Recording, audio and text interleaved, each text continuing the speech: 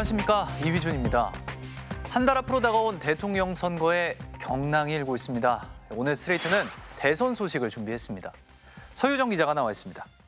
대법원이 이재명 후보의 공직선거법 사건을 유죄의 취지로 서울고등법원에 돌려보냈습니다. 네, 항소심에서 무죄가 나온 지 36일 만에 결과가 뒤집혔는데요. 이재명 후보의 사법 리스크가 다시 수면 위로 올라올지, 이례적으로 속도를 낸 대법원의 의중은 뭔지 논란이 일고 있습니다.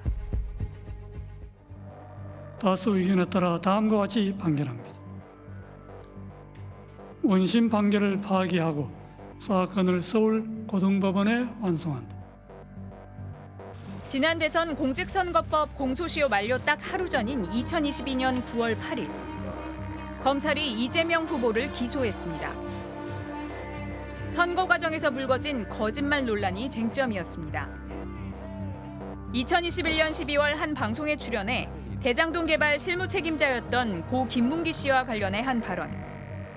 4명 사진을 찍어가지고 마치 제가 골프를 친 것처럼 사진을 공개했던데, 제가 확인을 해보니까 전체 우리 일행 단체 사진 중에 일부를 떼내가지고 이렇게 보여줬더군요. 조작한 거죠. 그리고 국정감사에서 백현동 부지 용도 변경 과정에 국토부에 협박이 있었다고 한 발언입니다. 이걸 가지고 만약에 안 해주면 직무유기 뭐 이런 걸 문제 삼겠다고 협박을 해서, 여기에 대한 1심의 판단은 당선 무효형인 징역 1년에 집행유예 2년. 2심의 판단은 무죄였습니다. 1심 재판부는 이 후보의 발언을 들은 유권자들이 김문기 씨와 함께 해외 골프를 치지 않았다는 의미로 받아들였을 것이라며 이 대표의 발언은 허위 사실이라고 판단했습니다. 반면 2심 재판부는 김 씨를 몰랐냐는 취지의 질문에 대한 답변을 하는 전체 맥락을 볼 때 사진을 봐도 기억을 못한다는 의미로 볼 수 있어 같이 골프 친 걸 부인하는 의미로 해석할 수 없다고 봤습니다. 근데 제가 그 안에도 지금도 보니까 절반은 제가 누군지 기억을 못하겠더라고요. 이에 대해 대법원은 1심 재판부의 판단에 손을 들어줬습니다. 일반 선거인으로서는 피고인이 김문기와 해외 출장은 같이 갔지만 피고인이 김문기와 함께 간 해외 출장 기간 중에 김문기와 골프를 치지는 않았다는 의미로 자연스럽게 받아들이게 됩니다. 백현동 용도 변경 협박 발언에 대해서도 과장된 표현이나 추상적 의견 표명이 아니고 국토부가 성남시의 직무유기를 문제 삼겠다고 협박한 사실이 없는데도 이 후보가 허위 발언을 했다고 1심과 비슷한 판단을 내렸습니다. 선고가 진행되던 시각, 이재명 후보는 택배 배달 노동자와 환경미화원 등을 만나고 있었습니다. 여러분 어려움들이 어떤 건지 저희도 파악을 해보고 제도적으로 바꿀 게 있거나 뭐 보완할 게 있으면 저희가 한번 같이 노력해 보겠습니다. 밝은 표정으로 진행된 대화가 끝난 직후 파기환송 소식을 접한 이 후보는 예상치 못한 판결이라는 반응을 보였습니다. 글쎄 제가 생각했던 것과 전혀 다른 방향의 판결인데, 근데 중요한 것은 법도 국민의 합의인 것이고 결국 국민의 뜻이 가장 중요하다, 이 말씀을 드리겠습니다. 득표율 89.77%. 당내 경선에서의 압도적인 승리. 지금 이 순간부터 이재명은 민주당의 후보이자 내란 종식과 위기 극복, 통합과 국민 행복을 갈망하는 모든 국민의 후보입니다. 여론조사에서의 독주. 탄탄대로처럼 보였던 대선 가도에 변수가 생겼습니다. 아직 흥분이 좀 가라앉히지 않았습니다. 서울고등법원은 이재명 후보에 대한 파기환송심을 빠른 시간 내에 열어서 6월 3일 대선 이전에 이 이재명 후보의 법적 리스크에 대한 명확한 판단을 해주기를 바랍니다. 이 중차대한 재판을 항소심 판결이 선고되고 36일 만에 끝냈다는 것. 저는 이게 과연 정상적인 사고방식을 가진 사람들의 행태인가 행위인가. 이 후보 측의 재판 지연 논란을 빚은 1심 재판 기간은 2년 2개월. 2심 재판 기간은 131일. 6만 쪽에 달하는 기록에 1심과 2심의 판단이 달라진 사건인데 대법원은 항소심 후 36일, 전원합의체 회부 9일 만에 판단을 내렸습니다.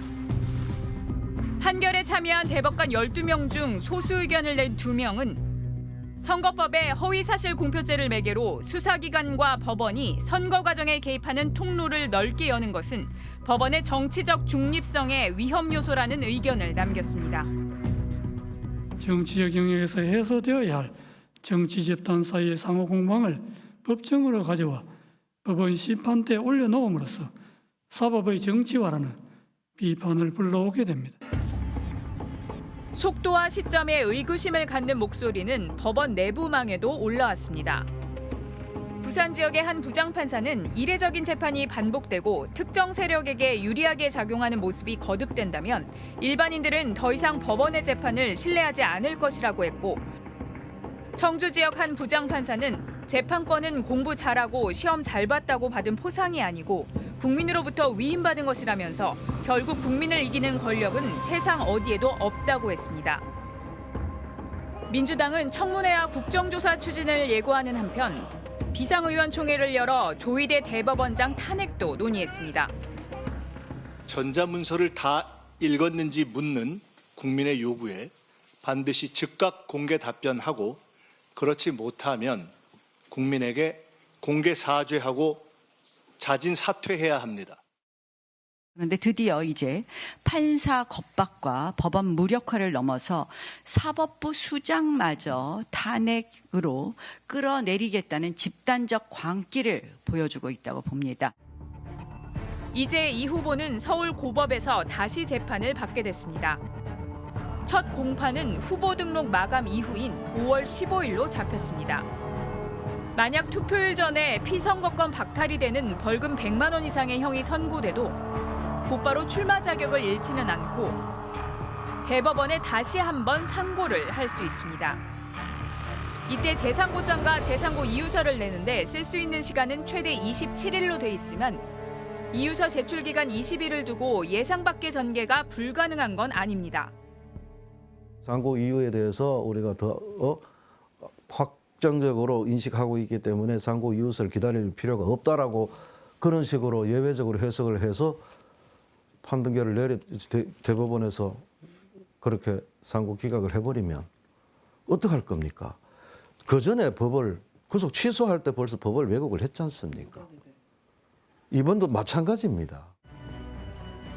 전임 대통령은 불소추 특권으로 이제야 선거법 수사를 받게 됐는데 낙선했던 후보는 출마가 막힐 가능성을 배제할 수 없는 상황. 떨어진 사람에게 당선 무효행위라는 것은 굉장히 웃기죠. 당선되지 않은 사람에게 당선 무효행위 말하자면 지금 대법원이 요구하는 거잖아요. 더군다나 선거가 이제 한 달 남았는데 결론이 대선 전에 나지 않은 채 이 후보가 당선이 된 경우에도 불씨는 있습니다. 이 후보가 받고 있는 재판은 선거법 위반 혐의 사건을 비롯해 모두 5개. 헌법 84조에는 대통령의 불소추 특권이 명시돼 있습니다. 소추의 사전적 정의는 형사사건에 대해 공소를 제기하는 일. 문제는 불소추 특권에 당선 이전부터 받고 있던 재판도 포함되는지 여부입니다. 이번에 한 약 3천만 명이 투표에 참여할 것으로 보는데 3천만 명의 국민들이 주권을 행사하는 겁니다. 경미한 형량을 통해서 어디가 보면 당선 무효를 시키고 다시 보궐선거를 한다? 그걸 과연 가능하겠느냐 하는 이제 정치적 판단이 들어가겠죠. 구 여권에선 김문수 전 노동부 장관이 국민의힘 후보로 확정됐고 한덕수 전 국무총리도 출마 선언을 했습니다. 네, 친일 쿠데타로 파면된 윤석열 정부의 공동 책임자라는 공통점이 있죠. 후보 단일화로 지지율을 끌어올리려는 전략을 쓸 것으로 보이는데요. 반 이재명 말고는 뚜렷한 구호도 눈에 띄지 않는 상태입니다. 최고 득표를 성과를 기록한 김문수 후보가 선출되었음을 축하합니다. 국민의힘 대통령 후보는 김문수 전 노동부 장관의 몫이었습니다. 당원 투표와 국민 여론조사에서 모두 한동훈 전 대표를 앞섰습니다. 김 후보는 당선 수락연설에서 사전투표 폐지를 외쳤습니다. 윤석열 전 대통령의 부정선거 음모론이 떠오르는 대목이었습니다. 감사원이 선관위를 감사하고 사전투표 제도를 폐지하겠습니다. 다량의 가짜 부정투표 용지 그리고 투표 결과가 도저히 납득하기 어렵다는 통계학과 수리과학적 논거 등에 비추어 현장 노동운동가에서 보수정당의 도지사로 변신했다가 한때는 전광훈 목사와도 정치활동을 같이 했던 인물. 대한민국의 제1야당이 투쟁성을 상실하고 이 국가 위기를 극복하기 위해서 자기 자신을 이 목사님처럼 모든 것을 버리려고 하지 않기 때문에 몇몇 분들이 거기 단상에 올라가가지고 하면은 나름 징계를 해야 된다라는 정도의 윤리는 있었던 정당이에요. 네네. 그 정당이 반체제 극우한테 문을 활짝 열어주는데 제일 앞에 섰던 사람이 김문수 씨입니다. 윤석열 정부 출범 후 경제사회노동위원회 위원장과 노동부 장관으로 중앙정치에 복귀했습니다. 12.3 비상계엄 사태 직후 다른 국무위원들이 머리 숙여 사과하는 와중에도 홀로 사과를 거부하는 모습을 보였고 계엄은 잘못됐지만 윤 전 대통령은 복귀하길 바란다고 발언하기도 했습니다. 윤석열을 복귀하는 것이 제일 좋다라고 말씀하셨는데 그것도 지금 같은 생각이시죠? 그렇습니다. 복귀하는 것이 가장 좋은 일이라고 생각합니다. 윤석열 김 후보가 선거 전략으로 내세운 건 이른바 반 이재명 빅텐트였습니다. 민주당 이재명 세력의 집권을 막기 위해서라면 어떤 세력과도 강력한 연대를 구축할 것입니다. 이날 비대위원장과 원내대표의 연설에서도 자기 당 후보보다 이재명 후보의 이름이 더 자주 언급됐습니다. 이재명 최고 존엄의 나라, 민주당 일당 독재의 나라가 완성되는 것입니다. 상식적인 세력과 비상식적인 이재명 세력의 대결입니다, 여러분. 단일화의 잠재적 파트너는 바로 한덕수 전 국무총리. 개헌의 큰 연대를 우리가 하는데 도움이 되는 길이 뭔가 하는 거를 모색을 할 거라고 저도 그렇게 생각하고. 윤 전 대통령 파면 후 선거 관리에 최선을 다하겠다고 하더니 다음 정부가 차질 없이 출범할 수 있도록 자기 대통령 선거 관리에 최선을 다하겠습니다. 갑자기 선수로 뛰어들었습니다. 이번 대통령 선거를 통해 우리 국민의 선택을 받도록 전력을 다하겠습니다. 그가 내세운 건 개헌 카드. 우리 헌법은 1987년 개정 후 38년이 되었습니다. 급변하는 시대의 흐름과 국민의 뜻을 받들기에 크게 부족합니다. 윤 전 대통령 역시 탄핵 심판 최후 진술에서 개헌을 말한 바 있습니다. 먼저 펼칠 체제를 우리 몸에 맞추고 미래 세대에게 제대로 된 나라를 물려주기 위한 개헌과 정치개혁의 추진에 한 전 총리는 윤 전 대통령과 처음부터 끝까지 함께한 윤석열 정부의 유일한 국무총리입니다. 계엄을 선포하기 직전 소집된 국무위원들 중 한 명이기도 했습니다. 계엄 해제 이후에요. 2시까지 1시간의 행정이 좀 늘어난대요. 기자님. 그때 뭐 하셨는지 하나만 여쭤볼 수 있을까요? 아니 국민 모두가 안심한 나라 만든다고 하셨는데. 여러분, 저도 호남 사람입니다. 우리 서로 사랑해야 합니다. 아껴야 합니다.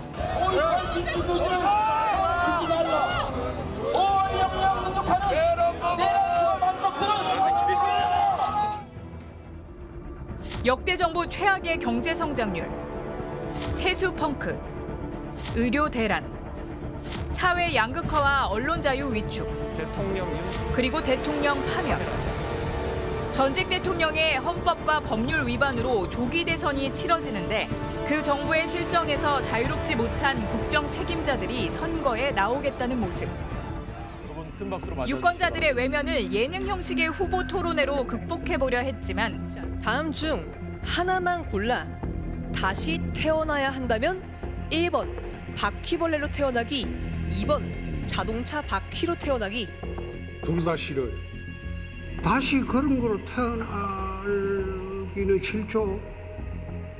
다시 태어날 일도 없고 똑같게 듣지 마시고 오늘 오기 전에 우리 그 청년의 꿈 꼭 가거든. 이거는 좀 질문해 보라고 해서 우선 키도 크신데 뭐 하려고 키 높이 구두를 신습니까? 청년이 아니신 것 같은데요. 그런 질문을 하시는 거 보면. 됐습니다. 당 안에서도 비판이 나왔습니다. 뭐 MBTI니 뭐 밸런스 게임 이런 거 하고 그러는 거 봐서 이게 지금 과연 정상적인 무슨 엄중함에 대한 인식이 있느냐는 개인적인 좀 아쉬움이 있고.